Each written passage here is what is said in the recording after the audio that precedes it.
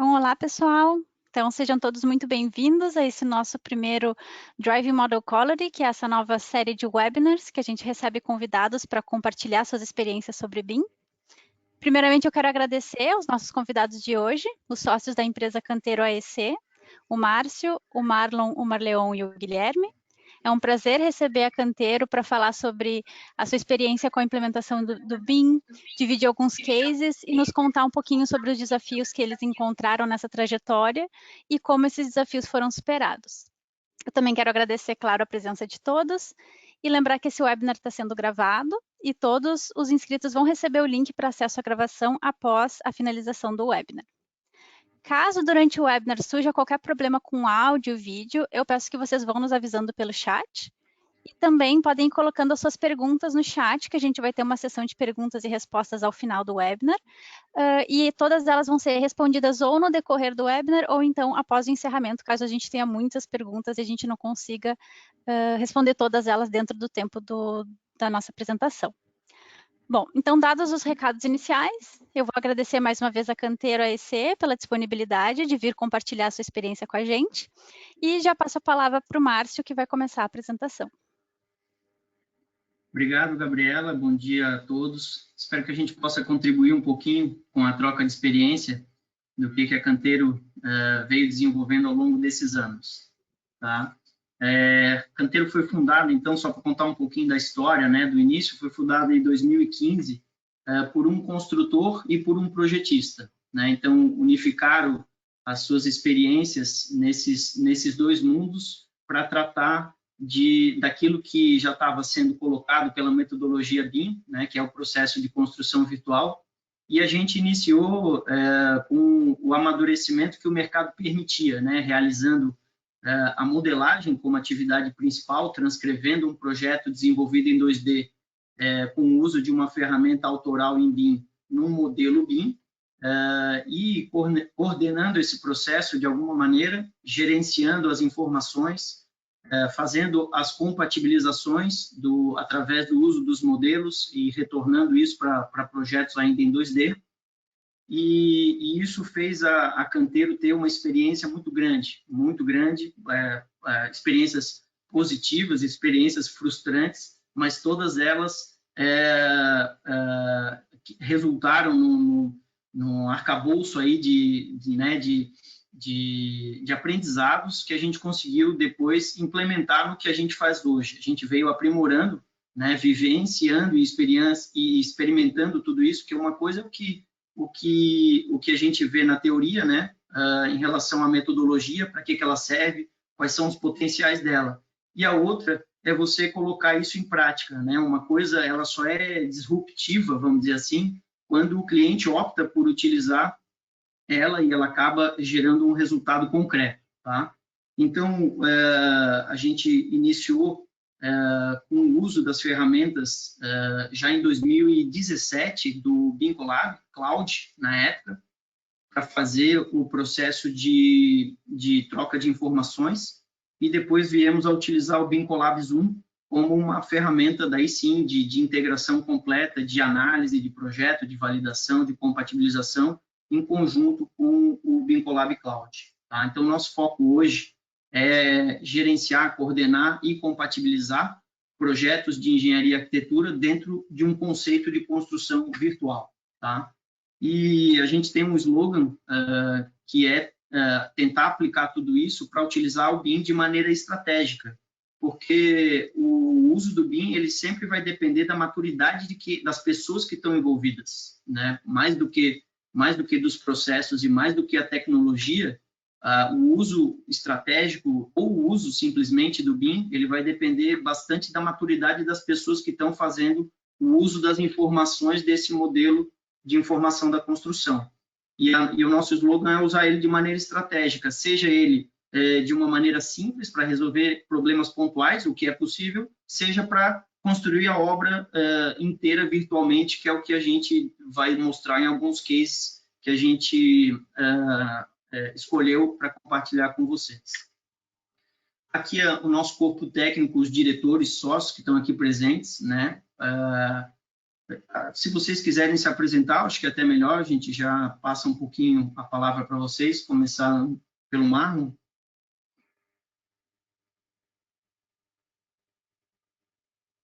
Bom dia a todos, eu sou o Marlon, sou formado em arquitetura aqui na UFSC, na Federal de Santa Catarina. Eu trabalho na Canteiro desde a fundação e participei no início da fundação ali, trabalhando principalmente na organização da parte de modelagem, né? A gente fazia bastante transcrição de projetos. Hoje eu sou o diretor BIM, né? Trabalho com toda a parte de processo, padronização da empresa em relação à parte de análise e coordenação de projetos.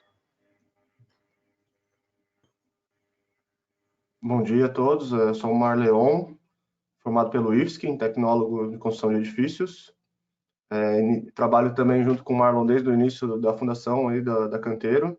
Inicialmente estava alocado no setor de orçamento e planejamento e hoje em dia trabalho como coordenador BIM. Bom dia aí a todos os presentes. Guilherme Dutra, sou engenheiro civil, técnico em edificações pelo IFSC. Estou atuando na Canteiro aí desde os primeiros anos de atuação, 2015, 2016.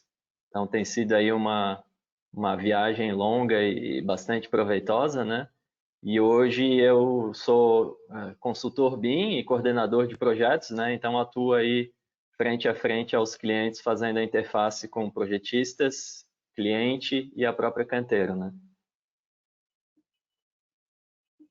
Então, eu acabei apresentando a empresa, não me apresentei, mas como está aí escrito, eu então faço o desempenho, a função de diretoria técnica da empresa. Tenho 18 anos de experiência, e tenho uma experiência pregressa na participação de empreendimentos de alto desempenho, e ingressei na Canteiro em 2018 para compor com o time, trazer essa experiência de ter sido coordenado em projetos de alto desempenho e fazer a integração com a metodologia e com o uso do BIM. Tá? Depois temos também a nossa equipe de apoio, tá? De 4 profissionais, a Eduarda, engenheira civil, o Thiago Machado, que é o nosso auxiliar de coordenação técnico de edificações, o Alexandre Bertoldi, a Giovana foi a última a entrar, tá? Graduando em arquitetura, e o Alexandre graduando em engenharia civil. Então, evoluindo bastante e nos auxiliando a implementar essa metodologia, que é um pouco do que a gente vai conversar e apresentar para vocês, tá? O estudo da Canteiro como um todo traz aí um portfólio robusto, 1.500.000 metros quadrados de construção, tá? Isso dá aproximadamente 65 a 70 projetos com participação nossa e diversos escopos, né? Como eu comentei ali na fundação, modelagem, compatibilização, projetos executivos complementares, que eram já representações de disciplinas unificadas num documento único. Ao invés de na obra você abrir uma prancha de elétrica, de hidráulica, de ar-condicionado, você poderia abrir uma única prancha com todas as instalações. Isso foi facilitado pelo uso do BIM. Tá? Aqui tem um dos empreendimentos, acredito que tenha o pessoal da Toledo Ferrari, que é nosso parceiro nesse empreendimento, que é o W, que está em construção em São Paulo. Aqui o Felicitar, da construtora catarinense, em Chapecó. Aqui o Urban, um empreendimento um pouco menor, mas nem por isso não menos complexo. Foi, né, o Marlon liderou o processo aqui de coordenação desse empreendimento, e o uso do BIM facilitou e contribuiu demais para ajustes de concepção do produto.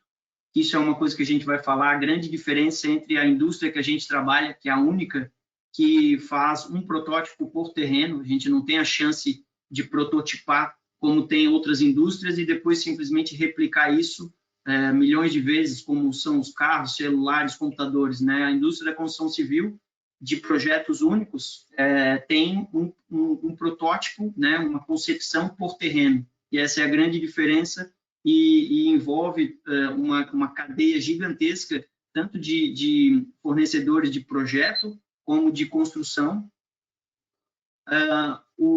As dimensões do BIM, né? que são os usos que é possível de se fazer com o uso do modelo, né? É convencionado chamar aí de dimensões, mas são possibilidades, né, de representação, modelagem, vinculação com planejamento, vinculação com orçamento, vinculação com análise de desempenho e performance, operação e manutenção, que a gente ainda não viu funcionar completamente, e algumas dessas outras dimensões estão em desenvolvimento, tá?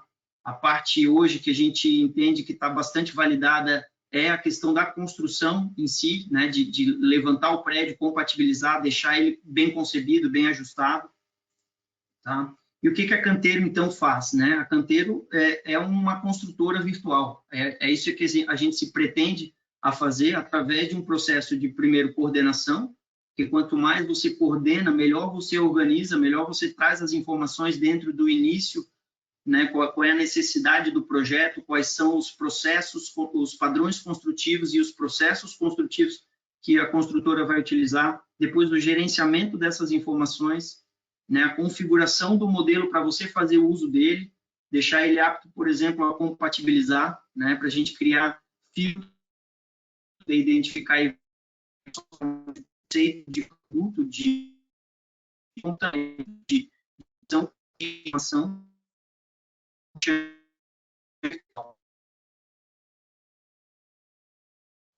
E a junção desse tripé é o que a gente chama de construção virtual, tá?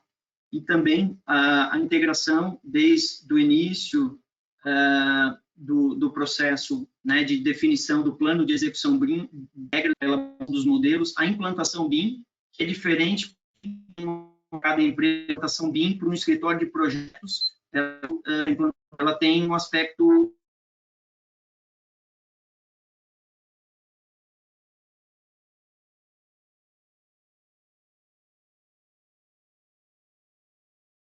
Uma pequena falha na transmissão do Márcio, é isso? Aqui congelou para mim também. Congelou? Sim, para mim também. Não sei se de repente algum outro de vocês quer continuar falando o que ele estava explicando nesse slide. Quer fazer, Dutra? Pode ser. Acho que assim, uma síntese aí, né, do que a Canteiro faz e só para resumir, né, esses 4 pilares. A construção virtual, né, que acho que é um aspecto muito importante da nossa atuação. E do que se trata, né? O Márcio bem ressaltou do aspecto muito individual da construção civil, que é a questão do imóvel único, né? Do terreno único e da construção em si ser uma fábrica itinerante, né? Então, a construção virtual visa justamente simular, né, esse canteiro de obras de maneira virtual para que a gente antecipe questões que venham a ser encontradas durante o processo de fabricação ou de construção, né? E aí esse pilar da construção virtual ele vai se ramificando em 3 grandes pilares, né? Subdivisões. A compatibilização, que nada mais é do que o processo de integração, né? E aí dentro de compatibilização a gente tem um aspecto importante que é análise crítica, que é uma questão um pouco mais qualitativa, né, e que envolve o conhecimento da engenharia como um todo, a aplicação de boas práticas de engenharia. E tu tens os aspectos daí mais geométricos, né, de uma análise de clashes, né, uma análise de conflitos em si, que aí as ferramentas elas acabam nos auxiliando muito. E o BIM Collab, como uma ferramenta de coordenação, ela nos facilita muito porque ela tem um nível de possibilidade de personalização dos modelos muito grande. Então, a gente consegue manipular esses modelos, e a gente vai mostrar isso daqui a pouco, de uma forma que a gente consiga ver exatamente o que a gente quer, né? E aí, a parte da coordenação também é o grande pilar que vai fazer o regramento da coisa toda, né? Ou seja, dizer o que vem, quando vem, né? De que forma, né? Num fluxo que seja ordenado e conciso. Eu vou puxar aqui para minha apresentação agora O Márcio que... já entrou, Dutra. Acho que ele consegue retomar aí. Ah, bom. Márcio está de volta nos ouvindo?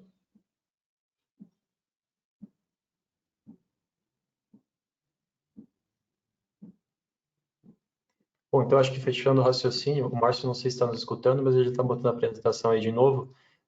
Como o Dutra falou, né, a gente chama essa construção virtual dessas 3 frentes de trabalho ou de serviço nossas que compõem o resultado que é uma construção de fato antecipada da obra, de maneira a resolver, né, melhorar a performance construtiva, resolver situações de vamos dizer, de equacionamento financeiro da obra, né? Questões de padrões técnicos da construtora, então uma série de coisas que a gente acaba contemplando nesse serviço e que são viabilizados porque a gente faz a coordenação, desde o fluxo de trabalho, fluxograma, cronograma, acompanha prazos, monitora entregas, então todo esse acompanhamento mais gerencial é feito. Da mesma forma, o gerenciamento BIM, tratando da qualidade dos modelos, tratando da informação que está vindo dentro desses modelos para viabilizar os usos que estão pretendidos. E, por fim, a compatibilização, né, que é, vamos dizer, depois que a gente faz toda uma análise técnica e crítica em relação ao que foi proposto em cada disciplina e valida as informações desses modelos, a gente entra para uma etapa de compatibilização, que é a interface entre as disciplinas. E ali, assim, a gente faz diversos apontamentos que resultam em uma melhoria na produtividade das obras, né, porque a gente reduz muitas decisões que são tomadas, muitos improvisos, e garante aí uma precisão, né, e uma certeza em termos de produtividade, de prazo e de custo. Só fazendo resumo de tudo, então, para passar a palavra para o Márcio, a gente tem a coordenação, que dá a regra do jogo, define os passos a serem seguidos, o gerenciamento BIM, que aí sim ele vai definir, né, e vai ditar de que forma e como que os usos que são pretendidos para aqueles modelos vão ser atingidos, né, de maneira a dar requisitos para isso, ou seja, validar requisitos, e por fim a compatibilização, que é a integração. Então, esse pacote todo gera o que a gente chama de construção virtual, né? Pessoal, escuta, Márcio? Eu devo ter caído e não sei onde que parou. Paramos na construção virtual ali. Aí, nesse slide. Esse aí a gente já detalhou bastante, Márcio. Acho que talvez possa passar para o próximo. Maravilha. Bom, perfeito. Depois, deixa eu ver, aqui ele tem um tempo para transição. Então, esses serviços de construção virtual e da coordenação, gerenciamento e compatibilização formam o conjunto principal, né? E depois a gente tem alguns serviços complementares que são feitos, o próprio plano de execução BIM, que define a regra do jogo para o desenvolvimento dos modelos, conforme o uso escolhido pelo cliente. A gente tem usos mais complexos e mais desenvolvidos, como usos mais simples e mais diretos, tá? A própria implantação BIM também, ela difere de uma empresa projetista para uma empresa construtora, para uma empresa incorporadora. As necessidades de uso e implantação do BIM em cada empresa são diferentes, né, para poder participar da metodologia como um todo, que a metodologia, né, o uso dos modelos, ela vai desde o início da concepção e vai até a operação e manutenção, porque, de alguma maneira, quando o empreendimento estiver pronto e operando, o administrador, o building manager ou o síndico, quem quer que seja, vai fazer uso dos modelos para buscar informações e também para buscar medidas, né, geometria. Trabalhamos, então, também com a estratégia BIM, que é a definição primária, né, do uso, de como é que vai ser, com que tempo, com quais recursos, quais ferramentas.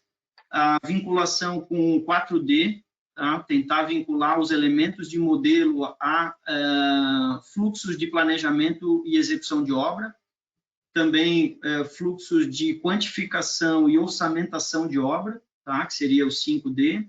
O 6D seria a vinculação das informações à análise de desempenho e performance, como simulações computacionais aí de desempenho térmico, lumínico, acústico, energético. E, por fim, o BIM na obra, que é levar as informações do modelo BIM para a execução da obra, manipular o modelo, fazer reunião, de engenharia, apresentando os modelos, definindo sequência de trabalho através da visualização dos modelos, ao invés de somente prancha. A gente hoje, então, tem um material bastante rico para utilizar na obra, né? Então, as construtoras que às vezes não vivem a etapa de projeto têm hoje a possibilidade de receber os modelos, né, federados em IFC com uma ferramenta como o BIM Collab Zoom, né, que tem a sua versão gratuita, inclusive, que é uma das coisas que eu falo para todos os clientes, essa possibilidade de você visualizar o modelo com uma ferramenta absolutamente poderosa, né, é uma democratização do uso do BIM, o BIM Collab Zoom, na versão gratuita que seja, tá? E, por fim, a gente entra, então, nos cases. A gente vai ter 3 cases aí para compartilhar com vocês. Um primeiro projeto que foi projetado todo em 2D, tá? A gente iniciou o nosso trabalho quando a gente já tinha os projetos pré-executivos todos concebidos. Então, entrou um processo de transcrição, uma empresa que assumiu a modelagem de todas as disciplinas e a coordenação, o gerenciamento e a compatibilização realizados pela Canteiro, tá? Um segundo case é onde a gente tinha um projeto legal em 2D aprovado na prefeitura, mas ele foi todo desenvolvido em BIM. Entrou uma empresa de arquitetura que assumiu o projeto, já modelando a arquitetura em BIM, e todas as engenharias e o fluxo todo já foi feito em BIM. E o terceiro case que já iniciou desde a contratação dos projetos com o BIM como critério e a utilização do BIM na análise de concepção do empreendimento. Tá? Então, vou passar a palavra para o Marleon para a gente começar a conversar sobre o primeiro case e vocês já podem ir deixando depois as suas perguntas para no final a gente ter uma conversa, um esclarecimento pontual aí de cada um. Bom, o nosso primeiro case, então, fica localizado na Bahia, tá? Junto à Orla da Praia. Esse empreendimento possui uma média de 19.500 metros quadrados e é composto por um embasamento com 3 pavimentos de garagem e um playground com pé direito duplo de áreas comuns e 2 torres com pavimentos tipos, né? São 10 pavimentos com apartamentos, sendo que a torre 1, a maior, ela tem 20 apartamentos por andar, e a torre 2, 10 apartamentos por andar, totalizando, então, 300 apartamentos de um dormitório, tá? Esse prédio, ele foi concebido no modelo de negócio de moradia por assinatura, tá? Sobre o time formado por esses projetistas, eram projetistas de renome na região, só que, com a exceção do projetista estrutural, os outros possuíam pouca ou nenhuma experiência em BIM.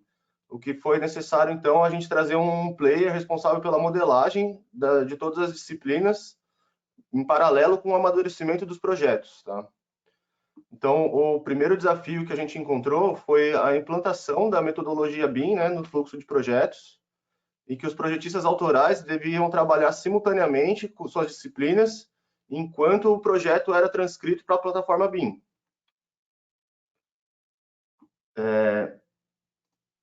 Então, como padrão, né, da nossa atuação, a gente elaborou um fluxograma de projetos que posteriormente foi transcrito para um cronograma, onde foi possível avaliar e acompanhar as etapas de integração e evolução na maturidade dos projetos, né?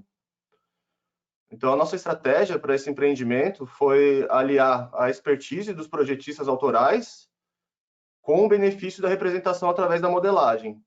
E como a equipe de modelagem não possuía autoria do projeto, no final do processo foi necessário fazer o caminho inverso, emitindo base em CAD através dos modelos para o desenvolvimento e finalização dos projetos executivos de cada disciplina. Cadê meu mouse?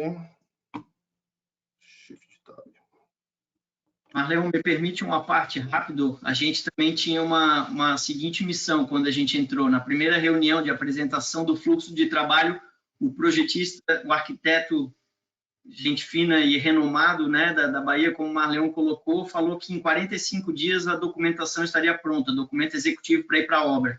E a gente falou, né, com o que a gente estava vivendo aí de fluxos de 6, 7 meses, o que estava proposto era um fluxo de 7 meses, e a gente falou, olha, vamos ver. Talvez seja possível, vamos ver, mas já imaginava que não. e não deu outra, né, Marlon? Com o desenvolvimento, a coisa foi tomando corpo, e ele, que como tinha sido, era a primeira experiência dele em BIM, né, inicialmente, ele, que é o que todo o arquiteto fala, né, todo mundo aí que olha para o que já foi construído, fala, né, por que eu dependo do BIM para construir, né, se eu já fiz tantas obras, se está tudo feito aí há tanto tempo, né, a questão não é essa, a questão é que a gente entrega de alguma maneira, acaba acertando na obra de alguma maneira, e hoje a gente tem a possibilidade, pela construção virtual, de antecipar tudo isso, e de fazer um melhor produto e de aplicar o princípio da engenharia, que é fazer o melhor possível, pelo menor custo possível, ou pelo custo mais viável possível, de uma maneira mais efetiva. Pode seguir, Manu. Vou esperar, estou passando um avião aqui. Então, para que essa estratégia fosse implementada, foi fundamental a integração entre a equipe de modelagem e os projetistas, de modo que as informações pendentes e dúvidas fossem sanadas no menor tempo possível para não impactar o fluxo de projetos, né? Então, a plataforma BIMcollab foi fundamental para a gente alcançar esse objetivo, porque através dela a gente consegue conectar, concentrar e rastrear todas as informações, direcionando para o responsável que vai fornecer essas informações, e então retornando para o colaborador que precisava dessas informações. Então, o BIMcollab a gente integra tudo, né, e consegue rastrear e direcionar todas essas informações e solicitações que foram surgindo no caminho, né? E para comunicar com a equipe de modelagem, a gente utilizou o BIMcollab Zoom, né? A gente usa as ferramentas do BIMcollab para fazer nossas análises, e junto com isso, utilizando o BCF Manager no software de autoria da modelagem. Então, isso permitiu que a gente se comunicasse através dos clashes e smart issues, e também direcionar correções bem pontuais, que só pela imagem fica difícil de saber em que local do empreendimento é aquela correção.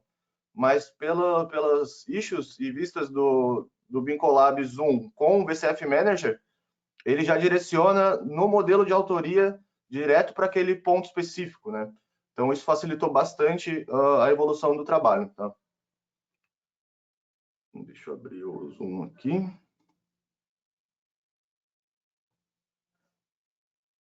Okay. Então, a navegação pelo modelo, durante as reuniões de coordenação e compatibilização, também foram fundamentais para uma série de tomadas de decisões que tornaram esse case um sucesso no empreendimento, né?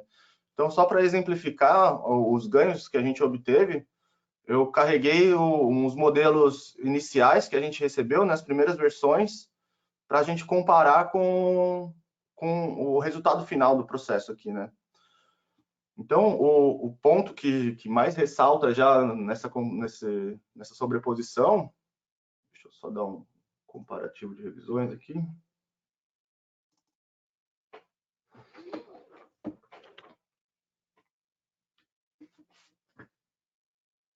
Marlon, deixa eu fazer mais uma parte aqui, que as coisas vão voltando na cabeça da memória do que a gente viveu, né?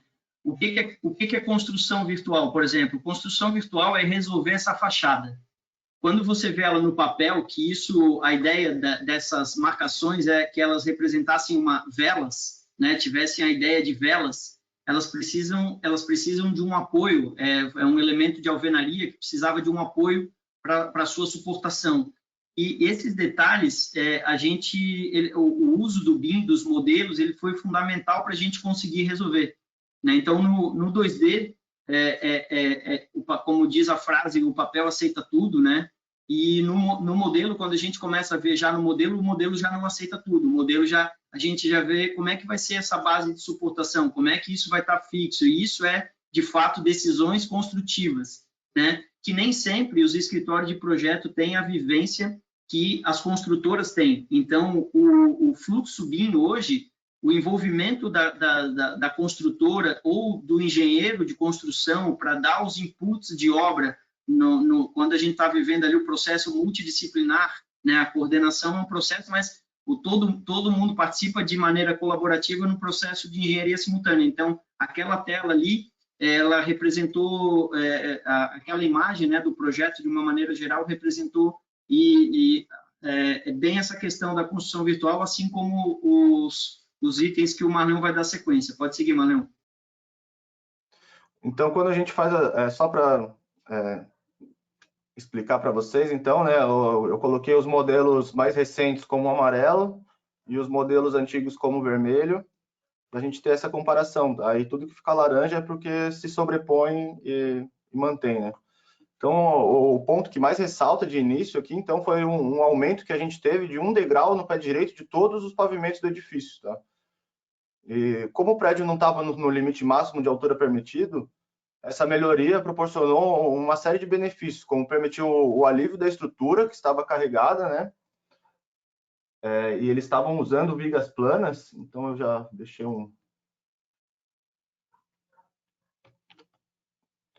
para vocês.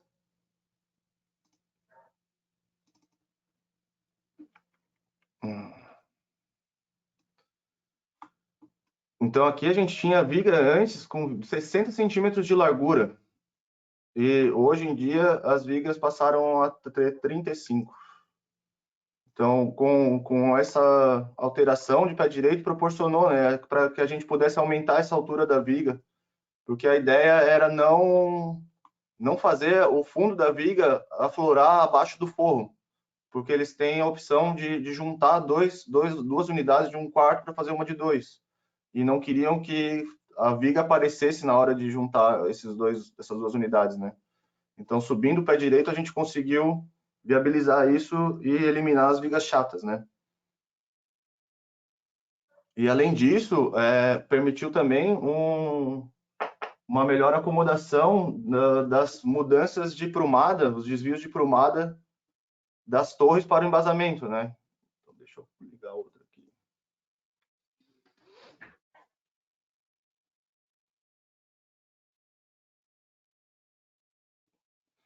Então, todas as unidades vinham com prumadas bem específicas já, né?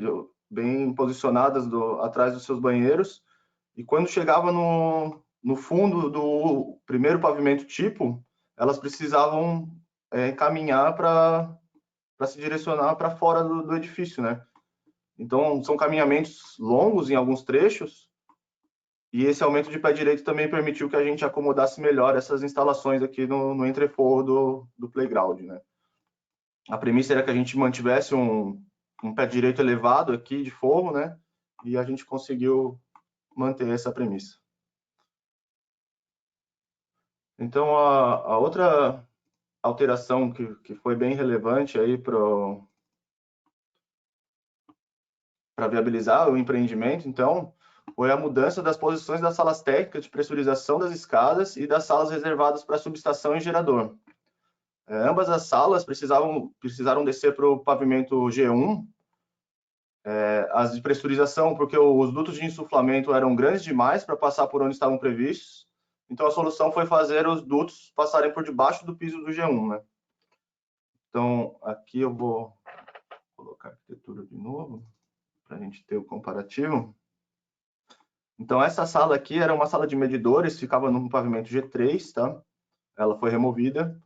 No pavimento G2, a gente tinha posicionado toda uma série de salas para subestação, gerador e medidores também, e com sala de pressurização, né? A sala de pressurização das escadas ficava aqui e a outra no subsolo, já mais nessa região. Opa.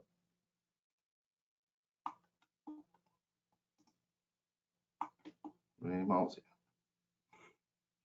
Nessa região aqui. E aí, o que a gente sugeriu, então, né? As salas de pressurização, então, ficarem o mais próximo possível do nicho da escada, né? Para evitar caminhamentos muito longos. Então, a pressurização das escadas da Torre 1 ficou aqui, próximo da escada, e da Torre 2 aqui no fundo, né? E com isso, então, a gente conseguiu...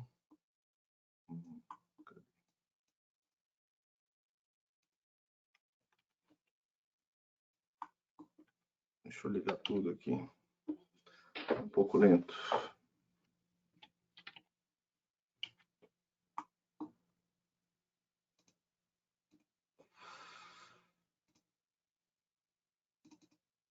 Deixa eu só ligar todas as disciplinas para vocês terem uma noção, então, né, do caminhamento desses dutos. Então, os equipamentos de pressurização ficaram aqui, né? A tomada de ar pelo posto de ventilação. A gente fez todo esse caminhamento aqui para insuflar a escada da torre 2. E na torre 1, os equipamentos também passam pelo subsolo aqui, direto para a chaminé de insuflamento. Tá? Fora isso, né, as salas de subestação, então, saíram lá do pavimento G2, vieram para cá, muito porque durante o processo, tá, elas precisaram descer por causa dos trafos de subestação, né, são esses aqui selecionados.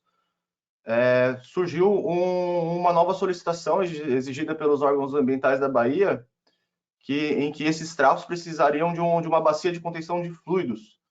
E a altura mínima exigida para ficar abaixo desses trafos não permitiu, inviabilizou, né, a instalação dos pavimentos superiores.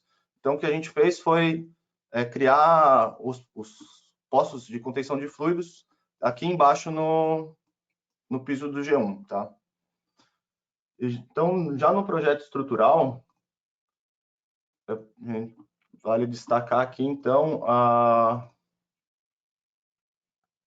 o ganho que a gente teve, além das vigas planas que foram eliminadas, que a gente já comentou anteriormente, o outro ganho que gerou uma economia significativa, então, foi a eliminação de todo esse caixão perdido que ficava acima do playground descoberto, que contorna a piscina aqui. Olhando assim, né, parece ser uma coisa óbvia de eliminar e economizar, mas que em 2D não fica tão claro às vezes, sabe, da gente interpretar essa informação. Essa é uma vantagem bem clara de visualização e navegação através de modelos, né, que a gente não consegue ter esse benefício analisando apenas plantas baixas, tá? Já no projeto hidrossanitário, então, vale ressaltar aqui o reposicionamento dos reservatórios, tanto inferiores quanto reservatórios de reuso, tá? Então, como o empreendimento fica próximo do nível do mar, o lençol freático do local é bem raso, né, quase na superfície. E para facilitar a execução e evitar a contaminação da água potável por infiltração, a gente conseguiu eliminar esses reservatórios que ficavam enterrados no piso do G1 e utilizamos aqui deixa eu mostrar para vocês aqui.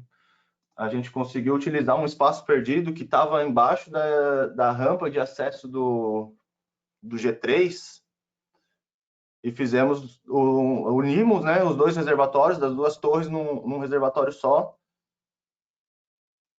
e ficou um reservatório bem grande aqui, aproveitando esse espaço perdido que a gente tinha embaixo dessa rampa aqui, né, que dá acesso ao G3.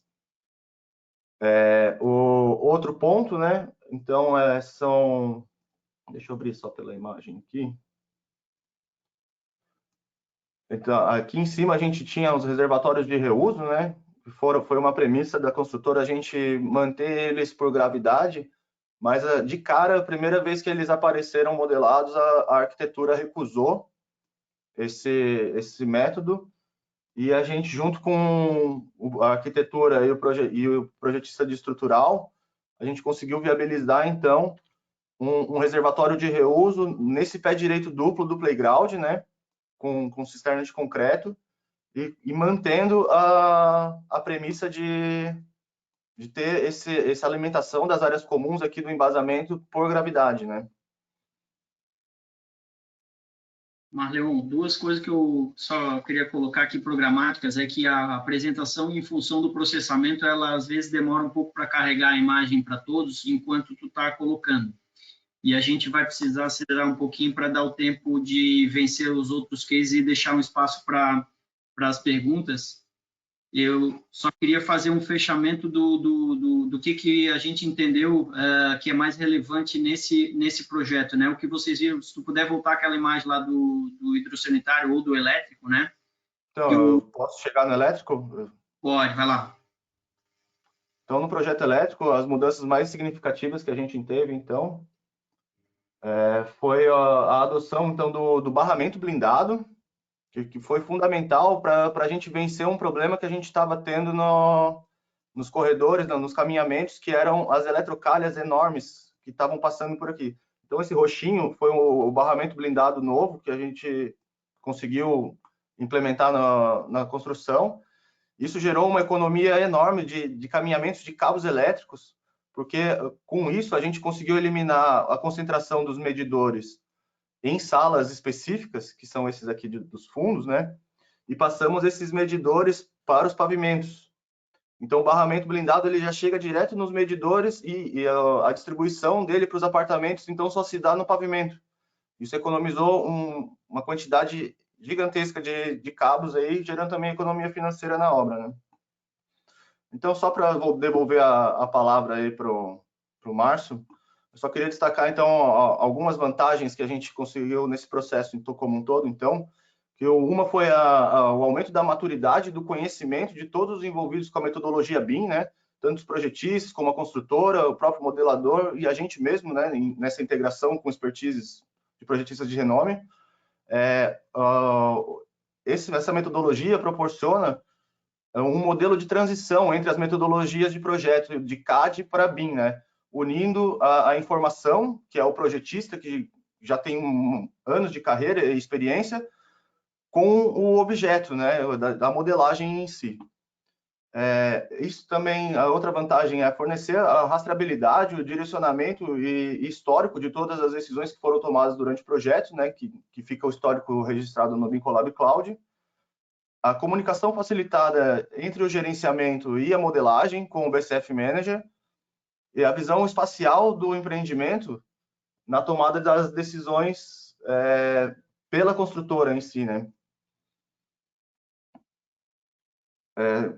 E também nos permitiu um refinamento do projeto de forma que otimizasse os sistemas e as disciplinas, antecipando e resolvendo os problemas da obra, né?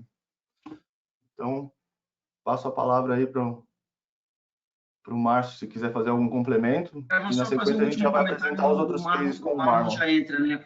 O que representa aí? O vermelho era o que ia ser executado, estava pronto, projetos estavam prontos, né? E o amarelo foi toda a transformação vivida em função do processo. Que eu acho que é isso que a gente quer compartilhar aqui com vocês, né? Muita gente vive essa experiência, como eu falei, os projetos já foram construídos, estão aí milhões de prédios executados, né? Mas como que era o processo antigamente? A gente vinha vencendo, melhorando um projeto, executando ele daquela forma, errando, mas botando o prédio para cima, depois fazendo reforma, fazendo retrofit, ajuste na obra, o que quer que seja.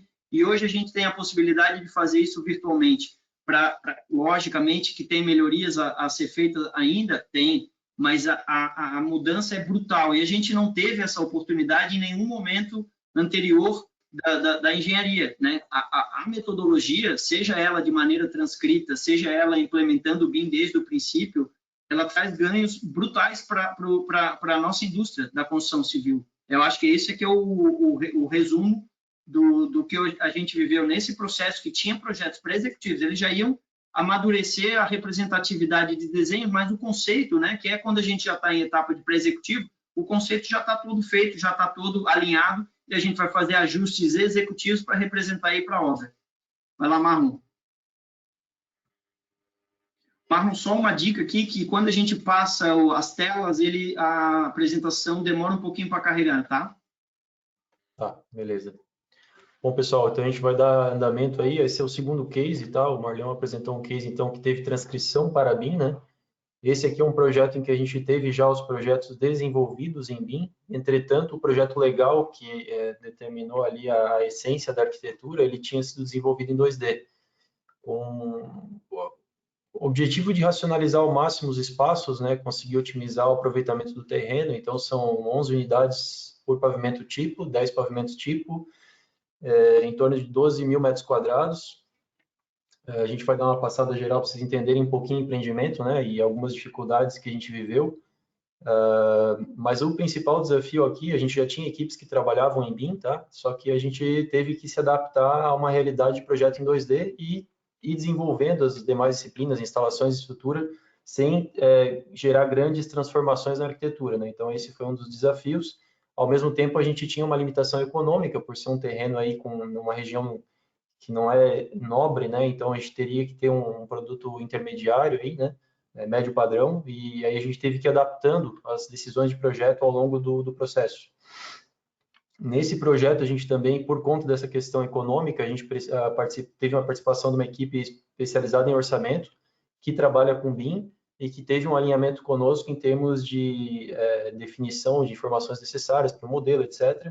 E a gente entrou com um serviço de quantificação intermediária durante o processo de desenvolvimento de projeto para facilitar o entendimento da ordem de grandeza dos custos, né, para a tomada de decisão do cliente. Então, o projeto é composto por 2 subsolos. Esse aqui é o primeiro subsolo. Né? A gente tem basicamente uso aqui de hobby box e vagas. Depois a gente tem aqui uma situação mais desafiadora, que seria o subsolo 1, né? Que é onde a gente tem toda a parte de instalações sendo direcionadas para a rua. Então, a gente tem uma densidade grande de instalações no teto da garagem e vindo com instalações desde o final do terreno até a rua, né? Então, isso gera uma redução de pé direito que é bastante complicada de ser resolvida. Depois a gente tem aqui o térreo. Não veio aqui, mas eu carrego aqui para cima para a gente dar uma olhadinha no térreo. Então, o térreo, ele é composto por lojas, tá, pessoal? Ele é um edifício misto, ele tem apartamentos e tem lojas. Então, aqui no térreo a gente tem essa série de lojas. Deixa eu pegar aqui as instalações para a gente conseguir ver melhor. Então, a gente tem uma galeria comercial com lojas ao redor e ao longo aqui da rua também tem novas lojas e um estacionamento nos fundos do terreno. É basicamente assim que é composto. Então, ele é todo escalonado em função da declividade do terreno, que também é um fator dificultador do projeto. O acesso residencial se dá por essa região aqui, esse corredor, e o acesso da galeria se dá por aqui. Então, são 2 níveis de acesso. Depois a gente subindo aqui para o tipo. Deixa eu só configurar aqui o Smart View novamente, porque eu acho que ele está ligando as 2 versões para facilitar o entendimento de vocês. Isso aqui é uma coisa que nos traz muita facilidade, né? Só enaltecendo essa questão que o Márcio colocou, um visualizador com esse potencial e gratuito, ele faz toda a diferença no mercado, porque traz uma capacidade de análise de projeto que nenhuma ferramenta consegue, sem precisar ter custo algum, né? Condição de federar modelo, etc. Então, acho que isso é bem importante de ser ressaltado. A gente vai fazer aqui novamente a visualização da arquitetura na versão mais recente. E aí a gente já retoma aqui para o pavimento tipo.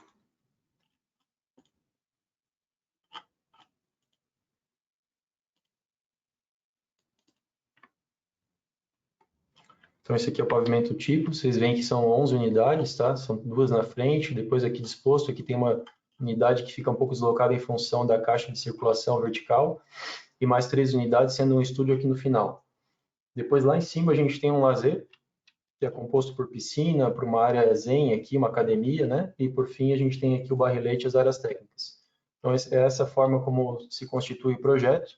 Em essência, foi isso que foi o projeto aprovado, não teve grandes mudanças, né? Mas o desafio, de fato, foi a gente conceber as engenharias respeitando essa arquitetura, né? Que estava bastante compacta, são unidades com banheiros, né? 2 banheiros, e acaba tendo uma densidade muito grande de instalações.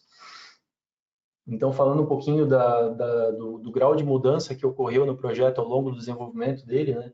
A gente tem aqui um comparativo de estrutura, onde vocês também estão tendo essa mesma visão que o Marlão apresentou. Então, em amarelo, a gente está vendo a versão mais recente, em vermelho, com transparência, a versão inicial, e em laranja, aquilo que se manteve, né? Então, toda essa parte desse pavimento térreo se manteve, e aqui o projeto foi sendo reduzido, então ele foi compactado. Por que ele foi compactado? Uma das necessidades foi redução de custo, tá? Porque a gente estava trabalhando com pé direito de 3,6, o que daria uma facilidade maior de compatibilizar as instalações, mas a gente não tinha condição de manter a viabilidade econômica do empreendimento tendo aquela altura. Então, a gente tem uma diferença aqui de aproximadamente 1,40 m em termos de altura.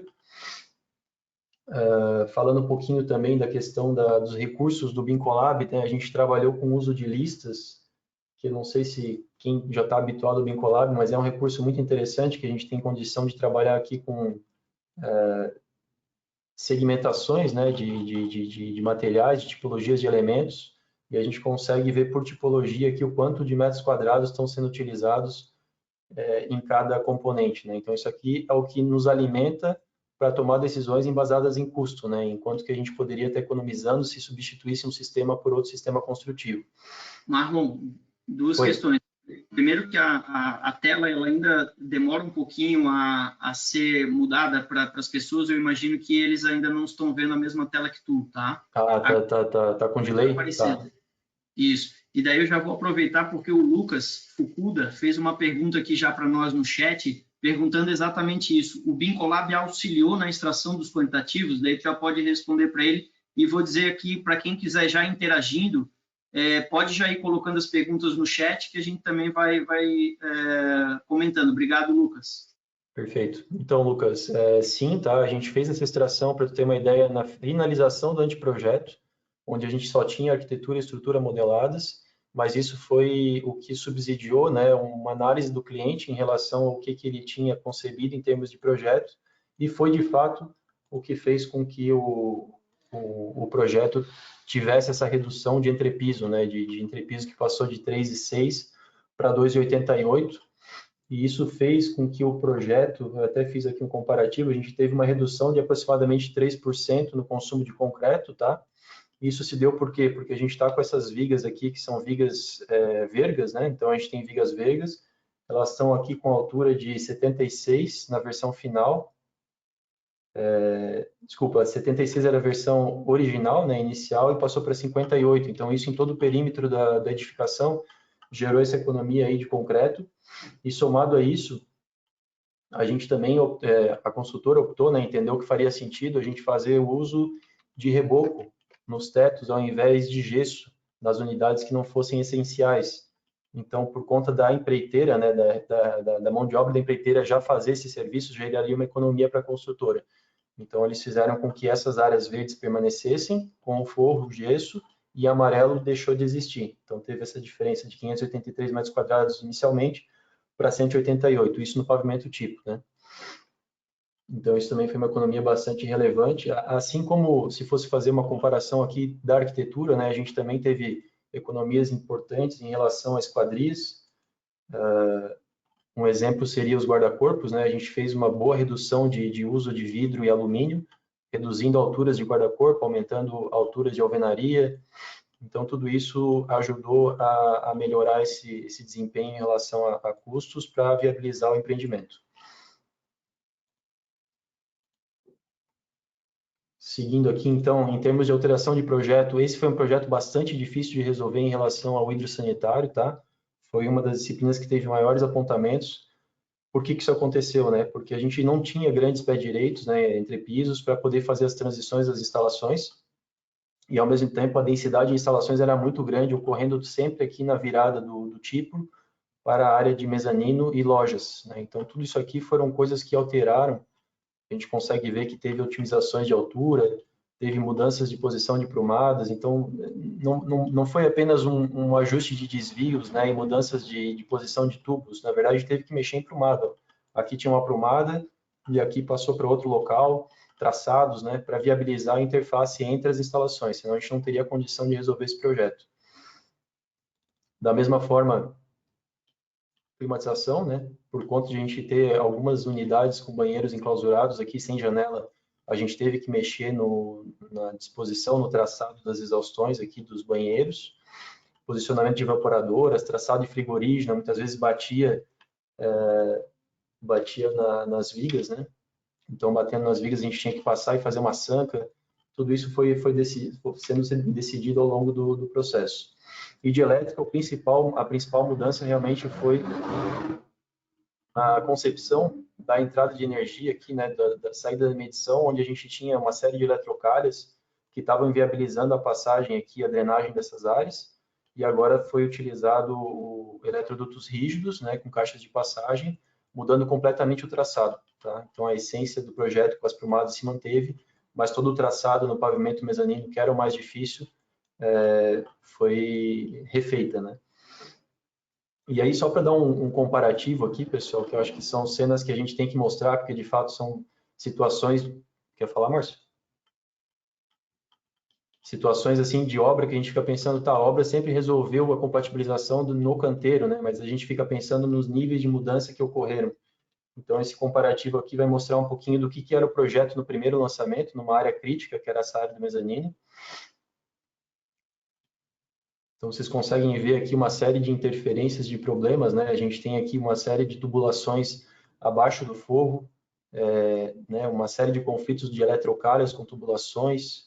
Dando uma olhadinha aqui nesse corredor também, ó. Muitas tubulações ocorrendo aqui. Só é importante destacar sempre, Marlon, né, que para quem está assistindo, às vezes não está lembrando, mas a gente sempre está vendo aí as duas versões, né, a vermelha e a amarela, e agora a gente tem um delayzinho ainda na tua transição de slides, tá? Tá.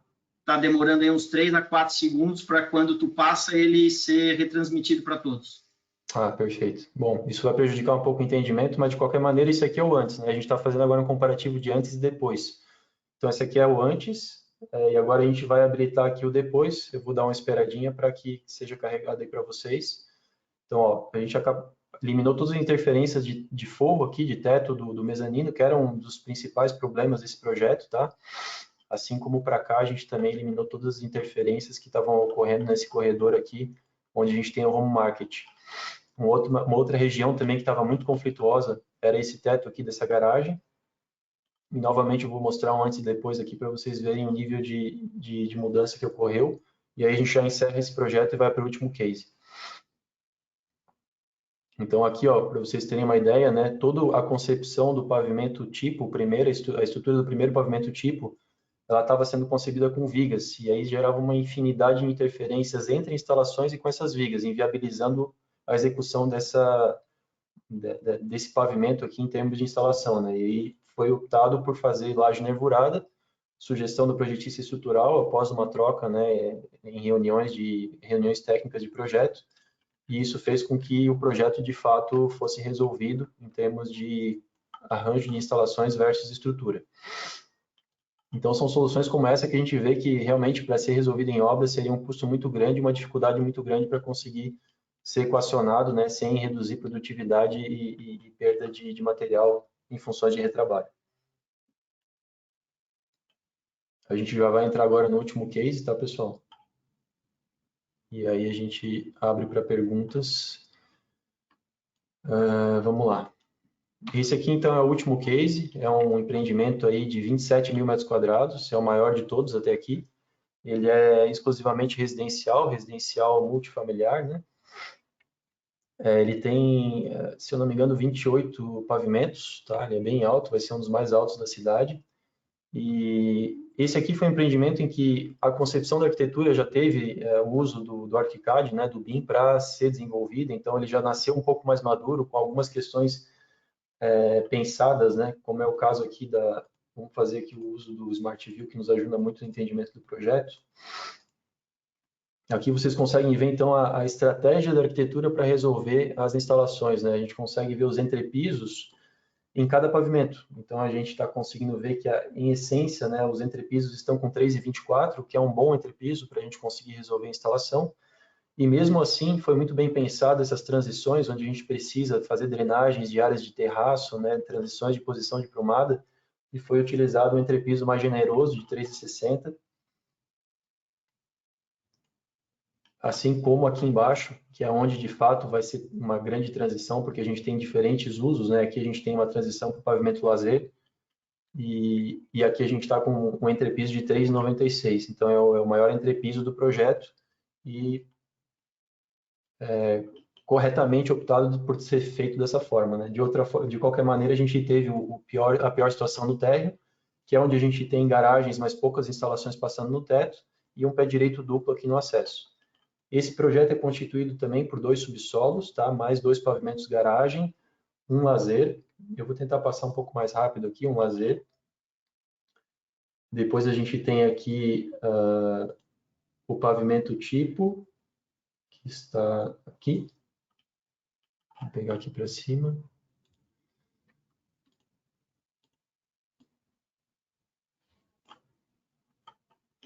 Que são 4 unidades por pavimento, tá? 2 frontais aqui espelhadas e 2 posteriores também espelhadas. E depois lá para cima, deixa eu pegar por aqui que eu acho que já consegui ver melhor. Segundo pavimento, lazer a gente já falou, tipo cobertura. Então esse aqui, deixa eu mover as cores, a gente conseguir ver melhor.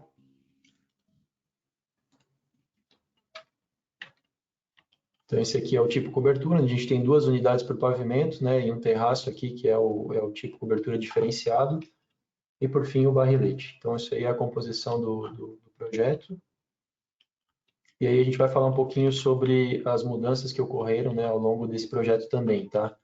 Esse projeto, por mais que tenha sido desenvolvido em BIM já, né, na concepção dele, a gente teve uma situação bastante específica, que foi uma devolutiva da prefeitura falando que a gente não teria condição de manter essa altura desse muro no embasamento acima de 9 metros, né? Então existia uma restrição clara em relação a isso, que havia possibilidade de ter um entendimento diferente por conta do nível de referência do terreno, mas acabou que não se conseguiu manter da forma como estava. Então a gente teve que achatar também o prédio. A gente consegue ver isso através do comparativo aqui com a estrutura, não, com a arquitetura, desculpa, onde a gente consegue ver aqui que existiu uma... Deixa eu pegar por aqui que a gente consegue ver melhor. Existiu uma necessidade, então, de a gente conseguir abaixar esse muro sem prejudicar o entrepiso nas áreas mais críticas. Então, a gente acabou redistribuindo o entrepiso, mantendo o entrepiso do térreo como sendo o menor do empreendimento com 3 metros. Tá? Por conta de ele ter pouca também transição de prumadas e instalações passando no teto. Uma outra mudança que ocorreu bastante importante na estrutura foi que esse projeto ele nasceu com uma estrutura meio que sugerida pela arquitetura, mas que não de fato havia sido passada por um calculista, né? Então a gente teve que fazer ajustes bem importantes no projeto, incluindo pilares adicionais na planta. Espero que não trave isso. Então esses pilares aqui não existiam, vocês podem ver que foram incluídos e isso teve que gerou uma adaptação no produto, né? Na planta, principalmente aqui na parte do lazer, e na planta aqui nessa região de trás, onde a gente teve que mudar um pouco também o programa. A gente sugeriu a inclusão de alguns usos diferentes aqui, né? E isso fez com que o projeto também tenha melhorado. Pode falar. Que é a importância de tudo que tu está mostrando, né? Também tem que é a atividade que a gente chama de gerenciamento, né? Que faz a análise de validação. Então a gente recebe o modelo, faz os cruzamentos, todas as cores, né? As possibilidades que o BIM Collab Zoom daí já na versão Pro, né? Então a gente utiliza o BIM Collab Zoom Pro como ferramenta de análise. E está tudo pronto, né? Parece que é fácil, porque a gente está só apresentando coisas que já estão prontas, né? Mas o interessante de compartilhar com quem teve o interesse aí na webinar, né? É o potencial das ferramentas para de maneira clara, né? E colorida, inclusive, a gente fazer as análises. Aquela questão do entrepiso, né? Estava bem destacado ali quando tu mostrou aquela figura do entrepiso com uma série dos pavimentos tipos coloridos e todos eles na mesma cor. Isso também mostra uma precisão de modelo, né? Porque se a gente tivesse um nível errado, a cor não seria destacada daquela maneira, porque o próprio programa iria verificar que a gente estava com um problema de entrepiso. Então, tu mostrou ela já pronta, bonitinha, tudo colorido, mas porque o modelo também estava certo. Tá? Então, acho que isso é interessante de colocar também. Exato. E, lógico, o acompanhamento do processo, pessoal, a gente sempre tem que fazer análises comparativas, porque uma mudança de pilar impacta em instalações, impacta em arquitetura, e se a gente não monitora como as disciplinas evoluem, né, a gente acaba gerando um efeito em cascata com uma série de conflitos novos e nunca acaba a compatibilização. Esse aqui é um exemplo, né, de redimensionamento de pilares, por conta da taxa de armadura estar acima da norma, né, em proporção ao concreto. Então, isso gerou também uma adequação de arquitetura, de instalações e uma série de conflitos. Mas, de maneira geral, o que eu queria ressaltar aqui é que questões de estrutura que a gente resolveu, além dessa questão dos entrepisos que foram ajustadas, né, é rebaixos, é previsão de áreas de floreira onde não estavam previstas, rebaixo para poder possibilitar a impermeabilização adequadamente, criação de áreas elevadas de laje, para não precisar fazer enchimento em toda a laje. Então, é uma série de situações que a gente vive no projeto e que fazem a obra ficar mais simples de ser executada, né? Aqui também, né, uma solução que já veio como premissa do cliente, mas que a gente exigiu do projetista em estrutura que contemplasse, que são as lajes de sacada rebaixadas, para que a gente pudesse trabalhar com concreto aparente e embutir as instalações ali dentro, né, sem a necessidade de forro. Então, foi um desafio também resolver isso, em função das diferenças de altura e conseguir passar instalações por dentro disso aqui, mas a gente conseguiu resolver. Áreas também aqui de piscina, né, que passaram por uma série de ajustes para a gente conseguir atender. Tivemos aqui um grande vão que foi necessário, mas que também, por percepção do projetista, funcionou muito bem. Aparentemente, isso aqui é um vão bastante ousado, né, tem quase 6 metros aqui, mas, de fato, a gente não teria como criar pilares em função da descontinuidade das vagas nas áreas de garagem aqui. Então, a gente não teria condição de criar pilares sem transição, e a gente acabou optando por fazer isso aqui, que foi a solução mais econômica para a estrutura, e acabou agregando para o produto também, né, que gerou um espaço aqui bastante nobre para a arquitetura, junto dessa piscina coberta aqui, então melhorou também o aspecto arquitetônico. Em relação às soluções de engenharia, a parte de escada pressurizada, né, passou por uma mudança bem importante, que foi a mudança da posição dos dutos que estavam correndo no teto do térreo e passaram a correr no teto do subsolo. Em função do térreo ter um entrepiso de 3 metros, não teria condição, ficaria com o pé direito muito baixo. Também temos aqui situações bem importantes relacionadas ao sanitário e drenagem. Tá? Então, vocês conseguem ver aqui a grande diferença de traçado. A gente tinha aqui uma premissa inicial, né, que já vinha em função das aprovações desenvolvidas em 2D. Eles desenvolveram aqui um tanque de retenção de água da chuva, em função do empreendimento não ter o mínimo exigido de taxa de permeabilidade do solo. E isso estava sendo concebido para ficar no subsolo 2, na extrema oposta à frente do terreno. E isso fazia com que existissem muitas tubulações chegando até aqui, para depois serem encaminhadas até a rua, uma necessidade gigantesca de bombeamento, e não teria capacidade para o gerador dar conta dessa carga. Então, a gente teria que aumentar a área técnica do gerador, geraria uma série de problemas. E aí a gente conseguiu viabilizar, né, com análises de entrepisos e de traçados de tubulação, junto, logicamente, com a participação da responsável pelo projeto de instalação, eles sugeriram fazer a alocação desse tanque aqui na frente. E isso foi aprovado pela arquitetura, a gente conseguiu compatibilizar com uma série de caixas que já existiam. Então, a gente conseguiu resolver o tanque de retenção de água pluvial, ao invés de ser pressurizado, por gravidade, né, sem prejudicar aqui os usos dos espaços de garagem. E, por fim, algumas alterações aqui em relação a áreas técnicas, que também ficaram bem compactas e quase não sobrou espaço, mas a gente conseguiu resolver nessas lajes. Deixa eu ligar a arquitetura para vocês conseguirem entender melhor. Então, eles ficam atrás desses brises aqui na fachada. Aqui tem uma série de outras instalações, né? Se a gente for ligar aqui preventivo, a gente vai ter os aquecedores de passagem. Calma que não apareceu ainda. Tem o aquecedor de passagem aqui, né? Então tem uma série de instalações. Isso aqui é uma área técnica bem importante para todos os pavimentos tipo. Em resumo, pessoal, acho que é isso, até para a gente não se estender muito, né? Acho que a ideia era trazer um pouquinho da natureza dos problemas que a gente consegue resolver utilizando o BIM de forma estratégica, né? E da participação da Canteiro como essa gerenciadora, nesse caso, né? De tomada de decisão e de atendimento a padrões do cliente. Então, a gente acabou virando um porta-voz, nesse caso, e representa o cliente tecnicamente nas decisões de projeto. Isso é um dos modelos que tem funcionado melhor, no nosso caso, porque a gente tem mais autoridade frente à equipe de projetos, em termos de exigência de prazos, de entregas, etc., inclusive com controle de pagamentos, e a gente, por vocês terem um comparativo, né, a duração desse projeto aqui, ele está chegando na etapa final, vai durar 9 meses aproximadamente, um projeto de 27 mil metros quadrados, tá? Enquanto que aquele anterior, que tinha 12, ele durou 15 meses, está finalizando agora. Logicamente que tem questões relacionadas a escritórios de projeto que atrasam, que a gente não tem controle exato sobre isso, mas esse aqui é um modelo que a gente entende que funciona muito bem, porque centraliza numa empresa competente, que consegue trabalhar tanto a parte do BIM quanto de engenharia, né, de uma forma bem feita, respeitando todas as premissas e requisitos do cliente.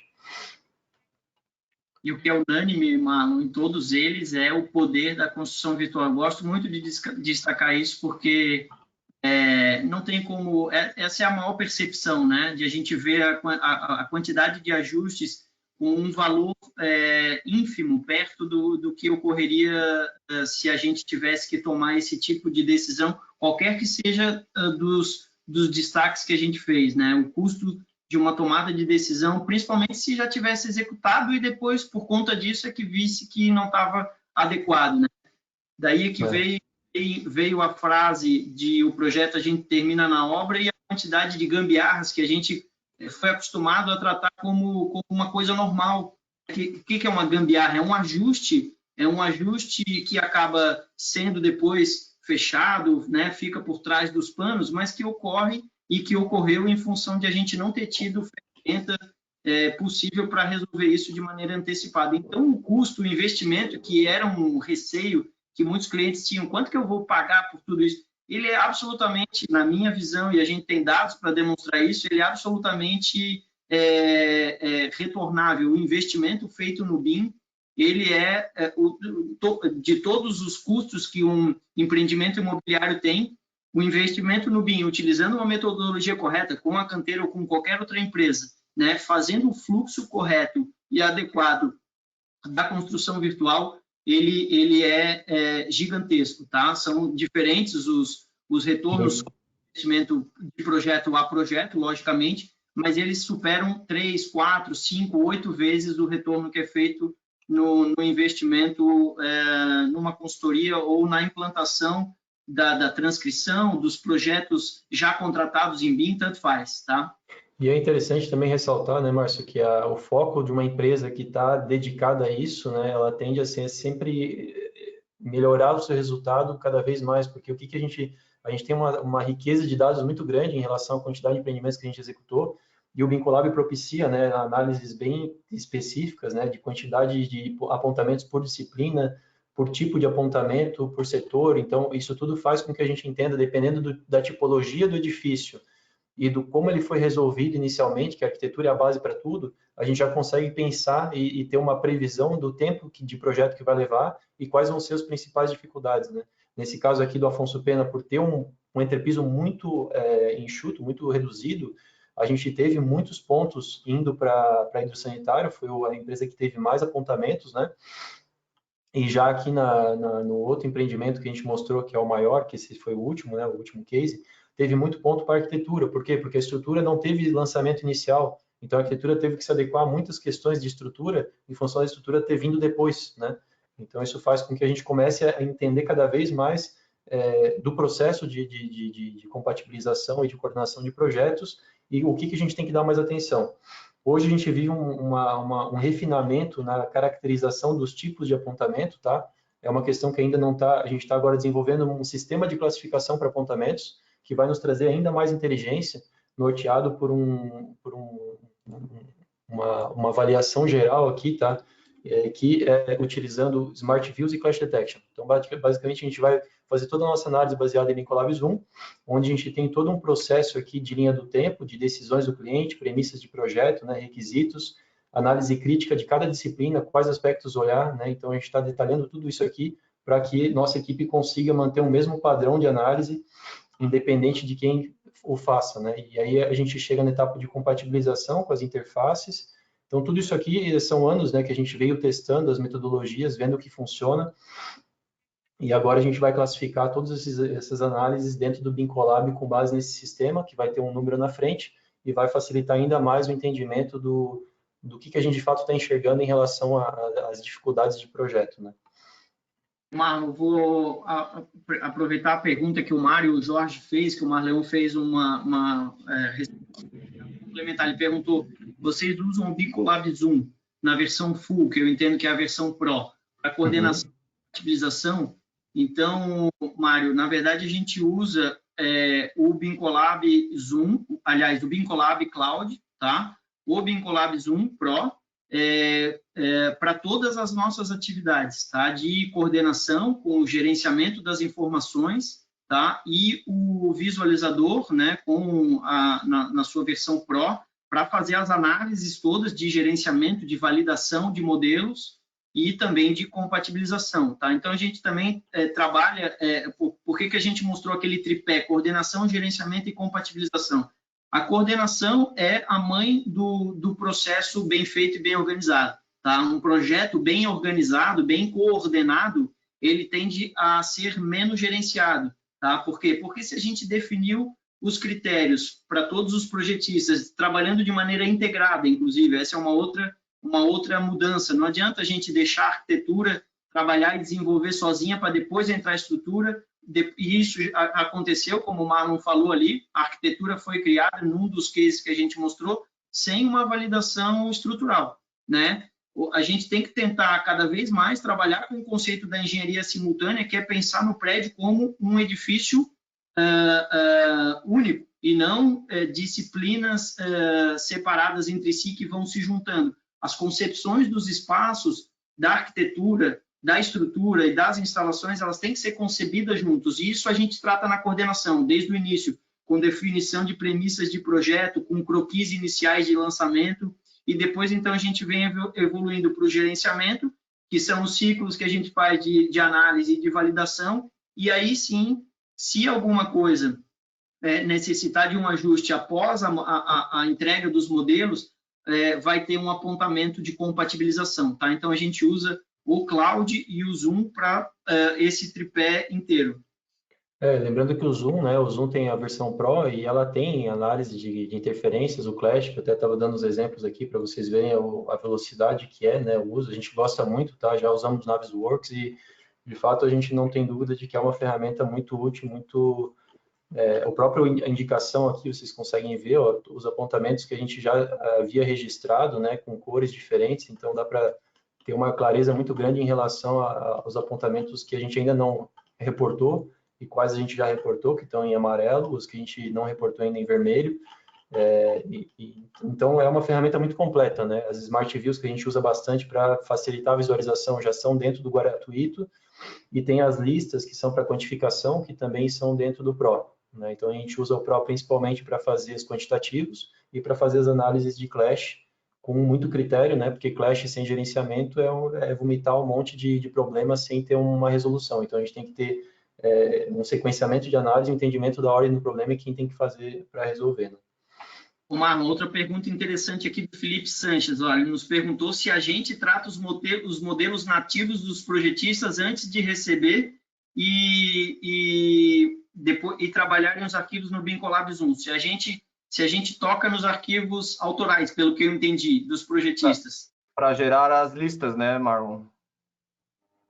Sim. Talvez seja uma pergunta mais relacionada a Smart Properties também, de ter pequenos ajustes no momento de tratar os dados que vieram do arquivo nativo do projetista, né? Exato. Então, assim, né, esclarecendo, a gente eventualmente precisa, mas a gente normalmente orienta o projetista a exportar o IFC, tá? Porque toda a parte de análise de dados, né, de informações contidas nos elementos, a gente consegue fazer com as Smart Views. Usando o BCF, a gente reporta apenas os elementos com as falhas de informação, e eles, conseguindo usar o BCF Manager, conseguem reconhecer esses elementos e corrigir a informação. Então, é um fluxo bem interessante, que é muito facilitado pelo Bincolab. De qualquer maneira, a parte da exportação IFC que ainda falta um pouco de maturidade de muitos projetistas pelo desconhecimento e pouco uso, né, do IFC.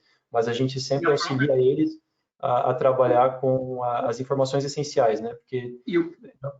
Desculpa, Marlon, o próprio entendimento, isso também é uma coisa interessante, que é o próprio entendimento hoje dos projetistas do que é o orçamento do projeto, entende? Porque antigamente no 2D, o projetista ele tinha muito pouca preocupação com a estrutura analítica do projeto, para poder configurar os seus elementos para gerar os quantitativos de uma maneira adequada. Por quê? Porque o levantamento ia ser feito manualmente, né? Ou ele ia simplesmente apresentar uma lista de quantitativos sem necessariamente ter recebido uma estrutura, porque não era automatizado. Então, ele tinha que levantar aquilo de maneira manual, né? Então, essa é uma evolução também de cultura e de amadurecimento do mercado, de a gente possibilitar que o modelo já seja concebido, estruturando os seus elementos de maneira a extrair os quantitativos de maneira adequada para vincular com o orçamento da obra, com uma ferramenta de vinculação 5D ou não. Então, aqui é um exemplo na tela, pessoal, de um Smart View, né, que a gente utilizou para identificar a correta classificação das entidades IFC dentro do modelo. Então, a gente pegou simplesmente a arquitetura e verificou, fez aqui um panorama das classificações adotadas pela arquitetura para os diversos elementos. Então, a gente consegue ver uma coerência, né, portas estamos com IFC Door, Flow Feeding, são poucos itens, vamos pegar um item aqui maior, Flow Terminal para os equipamentos hidrossanitários, né, então está correto, vigas, então tudo isso faz sentido, por quê? Porque a gente consegue daí utilizar os usos 4D e 5D com muito mais facilidade, né? Porque existe uma coerência de classificação em cima de um sistema internacionalizado e convencionado. Então isso aí nos facilita muito o uso do 4D e 5D, só que de fato essa correta classificação, primeiro, para ser analisada tem que ter uma ferramenta como essa, e segundo, para ser corrigido, a gente precisa do BCF. Não tem como eu apontar, sei lá, milhares de elementos que tem que ter uma correção sem usar o BCF, né? Eu não tenho como mostrar isso para o projetista, então facilita muito o uso do BCF para isso.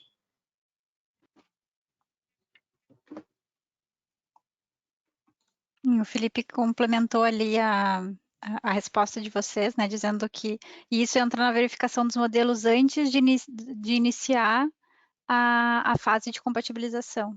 Exatamente, matou uma charada muito importante, né, que a gente costuma falar para os nossos clientes, né, a gente tem 2 ciclos em cada etapa de projeto, um ciclo de validação, que envolve requisitos BIM, que são informações de modelo, e premissas construtivas, requisitos técnicos do cliente. Então, não adianta eu compatibilizar um projeto que está equivocado, tanto em termos de informação, que impossibilita o uso de clashes e de sistemas mais automatizados de análise, quanto em termos de premissas de engenharia, né? Então, a gente tem que passar por um ciclo de validação inicial, para depois entrar na compatibilização e um ciclo de verificação de atendimento. A compatibilização é só um item que entra no meio desse processo para identificar problema, mas de fato é a verificação das revisões com a aprovação das mudanças de projeto que faz com que o projeto se torne inteligente, senão a gente simplesmente está resolvendo o clash. O Marlon, o Fábio Zanini perguntou se no BIM Collab existe a possibilidade de subir as folhas de projeto, que mostrava as plantas em 2D ali quando tu estava mexendo, né? Sim, não dá, tá? A gente não consegue subir PDFs, DWGs, mas a gente já fez alguns testes, é lógico, né? Tem todo um preparo para isso, mas é possível vocês pegarem, por exemplo, um desenho em DWG, importar dentro de uma ferramenta BIM e tornar essas linhas vetorizadas, então linhas 3D. A entidade 3D no BIM Collab Zoom ela consegue ser reconhecida. A gente já fez alguns testes para, por exemplo, pegar layouts de arquitetura que não estavam modelados e carregar para dentro do modelo federado. Então, isso é possível fazer, ao mesmo tempo que a gente também tem essa funcionalidade que é muito boa, que é, por exemplo, eu projetar uma planta, vou projetar a planta do térreo aqui, ó, e visualizar uma disciplina específica. Então, eu vou tirar aqui a arquitetura, vou deixar só instalações hidrossanitárias aqui. Sanitárias, no caso. Então, eu consigo ver por onde está passando a instalação em relação ao térreo. Isso aqui, na verdade, é uma projeção dos elementos modelados, né? Ele simplesmente projeta um desenho em relação aos elementos modelados. Mas já nos auxilia muito nessa questão do entendimento do projeto, né? Consigo fazer daí aqui uma planta, ó, e entender os caminhamentos dentro desse desenho do térreo. Então, isso aqui, muitas vezes a gente faz análise assim mesmo. Por mais que a gente esteja trabalhando em 3D, essas análises aqui em 2D são bastante úteis para ter uma visão do todo, né? Senão tu fica só focado no detalhe.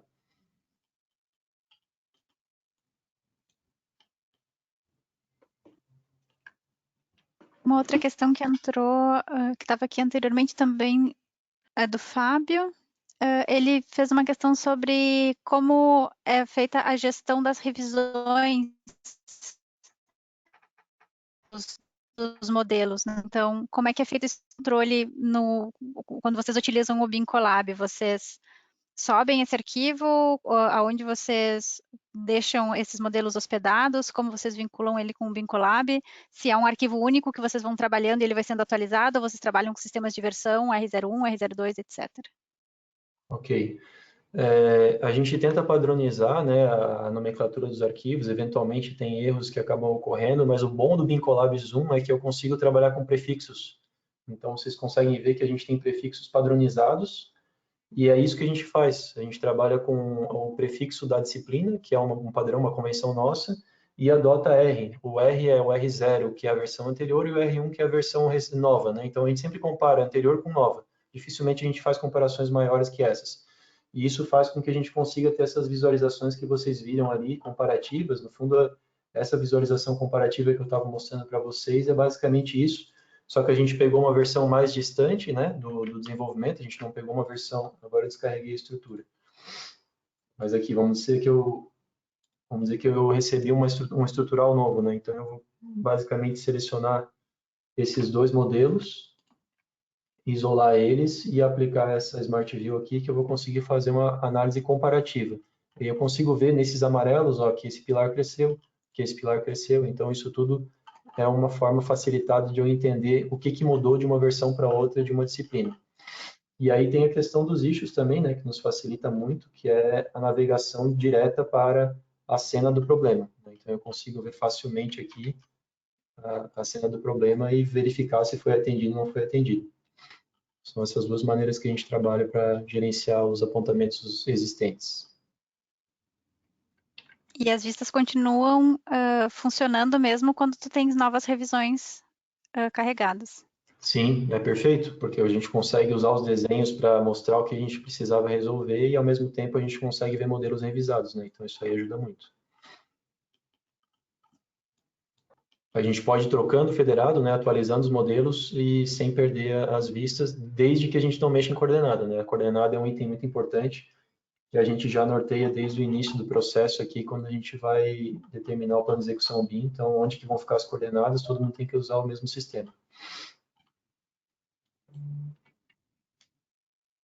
Pessoal, acho que em relação às questões, elas estão respondidas. Se alguém mais tiver alguma outra questão, pode enviar para a gente por e-mail, a gente repassa para o pessoal da Canteiro. Não sei se vocês querem fazer algum fechamento.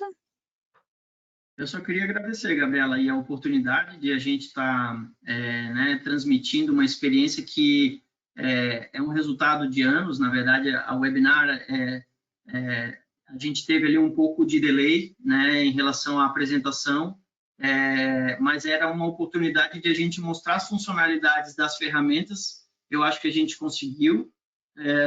Estamos à disposição para conversar, para trocar ideia com o mercado. Um item que foi muito importante para a gente no contato com vocês foi a possibilidade de dar e apresentar inputs para a melhoria da ferramenta, né, com base nas necessidades que nós fomos vendo à medida em que a gente foi fazendo uso delas. Então, isso aí foi fundamental. E dizer que realmente mudou a forma nossa de trabalhar, né? A ferramenta a gente experimentou, analisou e definiu e decidiu né, utilizar o BIM como ferramenta de trabalho, e estamos bastante satisfeitos com essa escolha.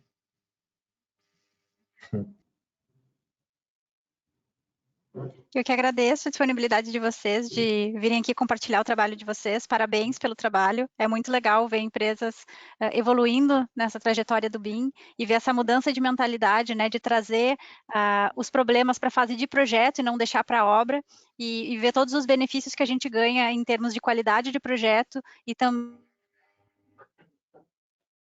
economia de custos, né? Melhora com certeza o que com certeza o setor da construção como um todo. Então, muito obrigada, foi ótimo poder assistir os cases de vocês e as experiências e como vocês superaram os desafios. Desejo muito sucesso para Canteiro e muito obrigada a vocês, muito obrigada ao pessoal que assistiu e até a próxima. Obrigado, Gabriela. Até a próxima. Obrigado, Gabriela. Até mais. Obrigado e até mais. Tchau, tchau.